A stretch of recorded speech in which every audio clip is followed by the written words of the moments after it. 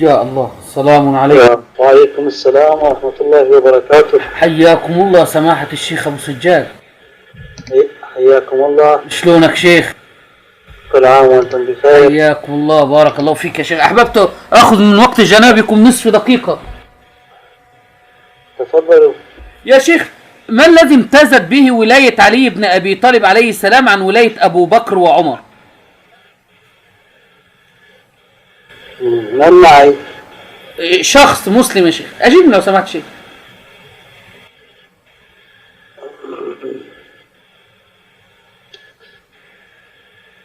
هداكم الله وهدانا إلى سواء السبيل إن شاء الله. أمين، شكرا. أجب بقى يا شيخ، ما الذي امتازت به ولاية علي بن أبي طالب عن ولاية أبو بكر وعمر؟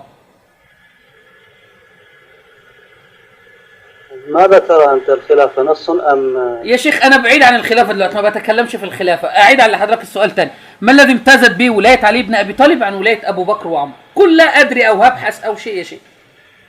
لا، أنا لا أقول لا أدري ولا أقول أبحث، أنا أدري وأعرف. طب امتازت بإيه يا شيخ؟ إنما يقول الله سبحانه وتعالى: إنما وليكم الله ورسوله والذين آمنوا الذين يقيمون الصلاة ويؤتون الزكاة وهم راكعون.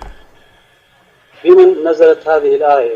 نزلت في علي بن أبي طالب وهو راكع تصدق بالخاتم وكان لا يخشع في صلاته، لأن الله قال: قد أفلح المؤمنون الذين هم في صلاتهم خاشعون. فسيدنا علي في معتقد الإمامية كان لا يخشع في صلاته، وكان يخرج الزكاة وهو راكع. والله سبحانه وتعالى أنزل به آية قرآنية يريد بها الولاية: إنما وليكم. ما معنى الولاية يا شيخ؟ تكون أداة حاصرة. إن إذا دخلت علامات في اللغة تكون أداة حصر. نعم، إنما أداة حصر يا شيخ أحمد. إنما يا شيخ أبو سجاد، إنما آمنوا. من الذين آمنوا هنا جاء الحصر: الذين يقيمون الصلاة ويؤتون الزكاة وهم راكعون. وهو ولي الله بعد رسوله. طب هذه حصر الولاية في علي بن أبي طالب، يبقى تنقض الولاية في 12 إمام. ده رقم واحد. رقم 2، هذه الآية الولاية ما معنى وليكم يا شيخ؟ ما معنى وليكم؟ ماذا تقول؟ ما معنى وليكم؟ أنا بقول لم تنزل في علي. الآية في سورة يا شيخ، ممكن تقول لي؟ طيب لم تنزل في علي. عندما وقف النبي في غدير القوم وقال: لا، ما تخلينا في الآية الأولانية الأول يا شيخ. أنت من أولى الناس بكم قالوا الله ورسوله أعلم. قال: أنا الله مولاي وأنا مولى كل مؤمن ومؤمنة. ماذا تفسر أنت قول النبي: أنا مولى كل مؤمن ومؤمنة؟ المولى أفسرها من المحبة والنصرة. نعم. هل هذا خطأ؟ لا، هذا يأتي، هذا تفسير لأحد تفاسير المولى. الله عليك يا شيخ أبو سجاد، بقولك هذا طعنت في رسول الله. بقولك هذا يا شيخ أبو سجاد طعنت في رسول الله. إن كانت المولى تأتي لأكثر من معنى، للنبي صلى الله عليه وسلم اختار كلمة تحتمل أكثر من معنى ليبين أصل من أصول الدين. إذن النبي أراد أن يضلنا عياذا بالله. وما نودي بمثل ما نودي بالولاية كما ورد عن جعفر الصادق افتراء عليه في كتاب الكافي حينما تكلم عن أركان الإسلام وقال: وما نودي بمثل ما نودي بالولاية. والنبي صلى الله عليه وسلم يأتي بكلمة تحتمل معاني كثيرة لإظهار أصل من أصول الدين. النبي أراد أن يضلنا. هسيبك من كل ده. هل استدل علي بن أبي طالب بحديث الغدير على إمامته؟ تحتمل سوى معنى واحد فقط: من أولى بكم من أنفسكم. من الذي له الولاية على أنفسكم؟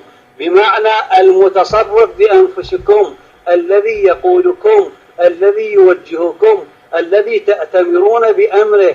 الله مولاي، هو الذي يوجهني ويأمرني ويرشدني، وأنا أولى بكم من أنفسكم، فأنا أأمركم ووليكم وسيدكم وكل شيء. فمن كنت مولاه فهذا علي مولاه. فهذه الولاية التي تتحدث عنها. طب ممكن أجيب حضرتك بقى يا شيخ؟